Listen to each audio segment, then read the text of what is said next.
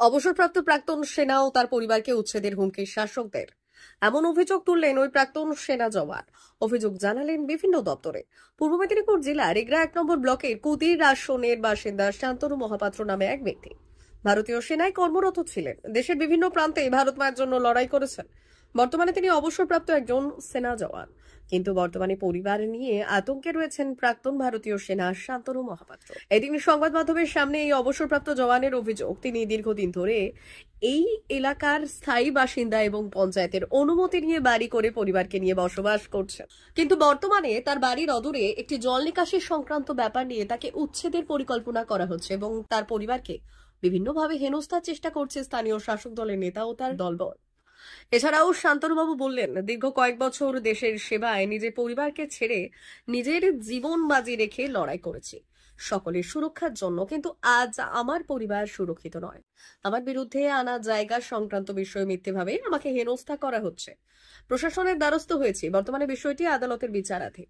রাজ্য সরকার ও ভারত সরকারের কাছে আবেদন করছি, আমাকে সুবিচার দেওয়া হোক। আমি শান্তনু মহাপাত্র, পিতা পরিমল মহাপাত্র। আমি ভারতীয় স্থল সেনাতে প্রায় দীর্ঘ ভারত মায়ের সেবার জন্য 27 বছর চাকরি করে এসেছি। বিভিন্ন জায়গা, পাহাড়, জঙ্গল, দিন নেই রাত নেই আমি ভারত মায়ের সেবার জন্য নিজের জীবনকে উৎসর্গ করেছি। এই কারণে আমাকে বিভিন্ন জায়গায় আমাকে বহুত সমস্যা এবং কঠিন পরিস্থিতির ভিতর দিয়ে আমি এই 27টা বছর আমি কাটিয়েছি। 2000 সালে আমি রাশন পিএস এগরা 2000 সালে আমি একটা জায়গা কিনি 6 ডেসিমিল এখানে। 2012 সালে আমি এখানে বালিগঞ্জ মিলিটারি ক্যাম্পে ছিলাম। 2012 সালে আমি এখানে আসি। দীর্ঘ 18 বছর আমি এখানে ঘর করি, কোনো প্রকার কোনো অসুবিধা ছিল না।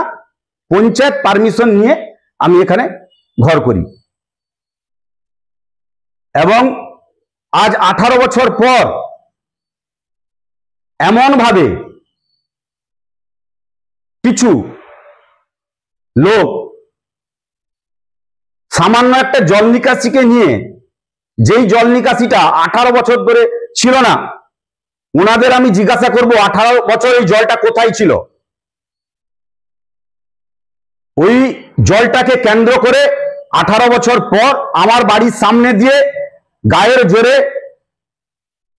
আমার বাড়ি তছনছ করার জন্য সমস্ত কিছু, আমার গেট ভেঙে দেওয়া হবে, আমার সমস্ত কিছু জিনিস তছনছ করা হবে। তার জন্য কতিপয় লোক আমার বিরুদ্ধে ষড়যন্ত্র করছেন। আমি ওনাদের জিজ্ঞাসা করব 18 বছর ওই জলটা ওনাদের কোথায় ছিল। অ্যাজ পার গভর্নমেন্ট রুল এবং নকশা অনুযায়ী 312 দাগের 6 ডেসিমিল, পাশে উত্তম রথ 2 ডেসিমিল, পরে ঢালাই রাস্তা, পরে 351 ঝন্টু ভান্ডার এবং তারপরে অটো কেয়ারের কেনা কিছু জায়গা, পুকুর, ওটা দিয়ে পুরো নকশা মোতাবেক জল নিকাশিটা বেরিয়ে যায়। ওই জল নিকাশিটা মাটি বন্ধ করে যে যারের মতো সমস্ত কিছু বন্ধ করে দেয়। আমি যারা এই কাজগুলো করছে তাদের আমি জিজ্ঞাসা করছি যে আপনারা 18 বছর কোথায় জলটা রেখেছিলেন, আজকে কেনই বা এই প্রশ্ন উঠছে। আমার বিরুদ্ধে পিটিশন লজ করেন মিস্টার তরুণ কর মহাপাত্র অ্যান্ড আদার্স 25/6/2025, যেখানে মাননীয় বিডিও সাহেব উনি আমাকে হিয়ারিং এর জন্য ডাকেন এবং কিছু বৃদ্ধ মানুষকে যন্ত্রিসের মতো ওখানে নিয়ে যান, আমাকে হেনস্থা করার চেষ্টা করেন।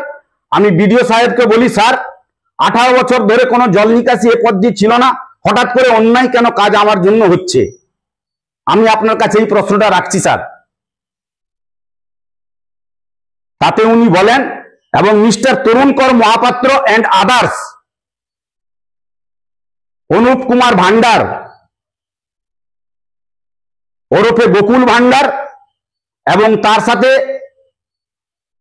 কিছু লোক আমাকে হেনস্থা করার চেষ্টা করছে,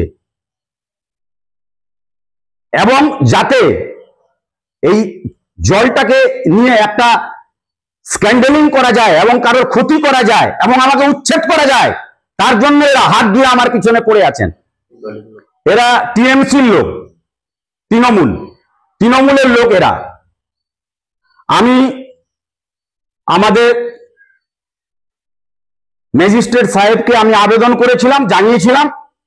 উনি তার পরিপ্রেক্ষিতে আমাকে 144/2/2025 থেকে 18/11/2025 পর্যন্ত আমার সমস্ত বক্তব্য শুনে উনি আমাকে অর্ডারটা করেছেন। এই অর্ডার থাকা সত্ত্বেও কিছু হারমাত, কিছু অসামাজিক লোক বাড়ির বাইরে এসে আমার যাতে ক্ষতি হয়, গেট ভেঙে দেওয়ার চেষ্টা, তছনছ করা, গালাগালি, অশ্রাব্য গালাগালি এবং নানা রকম কথা বিভিন্নভাবে স্ক্যান্ডেলিং করা হচ্ছে।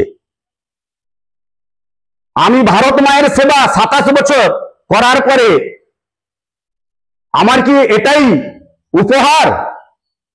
এবং বলা হচ্ছে আমি পশ্চিম মেদিনীপুরের লোক, উড়ে এসে জুড়ে বসেছে।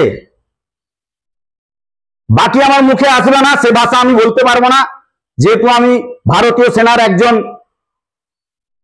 জওয়ান, তাই আমি সে ভাষা মুখে আনতে পারছি না। দাদা, আপনি কোথায় কোথায় অভিযোগ জানিয়েছেন? আমি অভিযোগ জানিয়েছি, চিঠি করে লিখে অভিযোগ জানিয়েছি।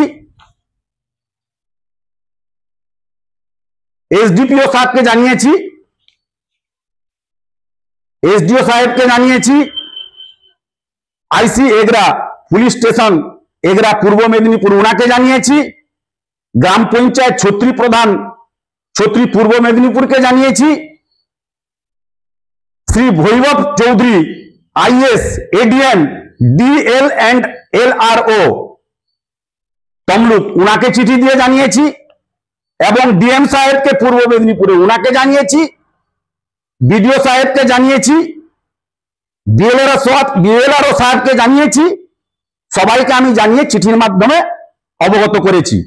কিন্তু বর্তমান পরিস্থিতি অ্যাজ পার ডকুমেন্ট জল নিকাশি যে পথ দিয়ে আছে সে পথ দিয়ে না করে সামান্য 20 লিটার জল, যেটা বৃষ্টির জল, সেটা আমার বাড়ির সামনেও দাঁড়ায়নি, উত্তম রথের বাড়ির সামনে দাঁড়িয়ে আছে।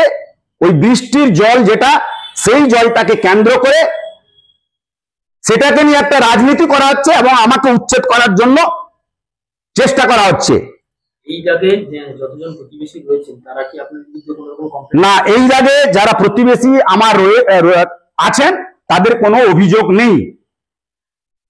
এর ফাঁকে আমি একটা কথা বলতে চাই, সেপ্টেম্বর 8 7:55 জল নেই। গত 15 দিন ধরে জল ছিল না, জল শুষ্ক ছিল, শুকনো।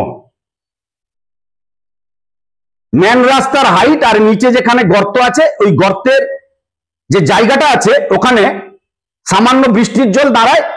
সেপ্টেম্বর 8 7:55 জল নেই, শুকনো। ওই জলটাকে সেপ্টেম্বর 8 2025 10:51 আবার জলটাকে পুকুর থেকে নিয়ে এসে ভরে দেওয়া হচ্ছে, যার প্রমাণ আমার কাছে আছে। আমি প্রমাণ সবার সামনে রাখছি।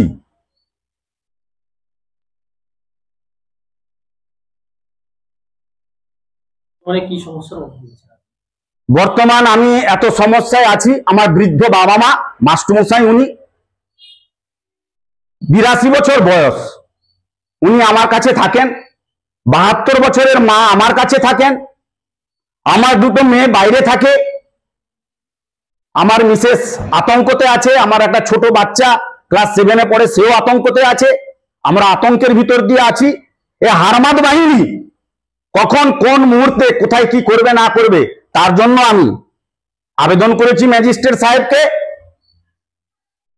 আমি চাইছি ভারত সরকারের কাছে একজন সেনা হয়ে আমি চাইছি, এবং আমি রাজ্য সরকারের কাছেও বলছি যে এর বিধির বিধান হোক, যে পথ দিয়ে সুষ্ঠু জল নিকাশি আছে ওই পথ দিয়ে হোক, যাতে সবার হিত হয়।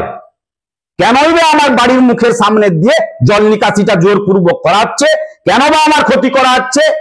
দেশের সেবার জন্য তার উপহার আমাকে করা হচ্ছে।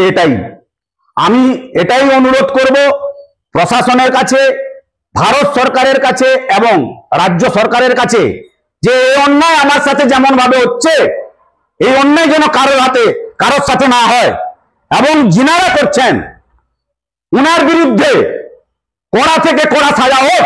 আজকে আমার বিরুদ্ধে হয়েছে, কালকে একটা গরিব লোকের বিরুদ্ধে আরো এরা হেনস্থা করবেন।